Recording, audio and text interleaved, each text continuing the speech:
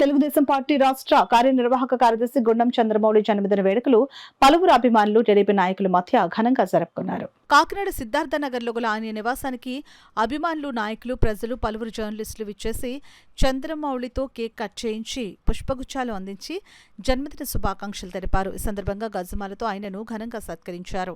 ఈ కార్యక్రమంలో టీడీపీ నాయకులు వాసిరెడ్డి ఎస్తాసు, వాసిరెడ్డి రమేష్, జంక్షన్ బాబ్జీ, రామ్దేవ్ సీతయ్యదొర, నులుకుర్తి వెంకటేశ్వరరావు, కొల్లాబత్తుల అప్పారావు తదితరులు పాల్గొన్నారు. అలాగే కాకతీయ సేవా సమితి రూరల్ ప్రతినిధులు, మాజీ సైనిక సంక్షేమ సంఘ ఉపాధ్యక్షులు సూర్యదేవర రామారావు, డీసీసీసీ మాజీ అధ్యక్షులు కొవ్వూరు కృష్ణార్జునరావు, రాయపట్టి రాంబాబు, కుమారబాబు, బొడ్డు బాపిరాజు, ఇతర సభ్యులు గుండం చంద్రమౌళికి పుట్టినరోజు శుభాకాంక్షలు తెలియజేశారు.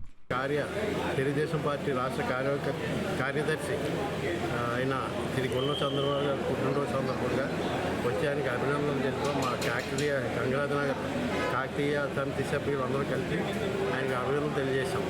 ఆయన ఫ్యూచర్లో మరిన్ని పదవులు పొంది ఉన్నత స్థాయికి వెళ్ళాలని భగవంతుని కోరుతున్నాం. అందరికీ నమస్కారం.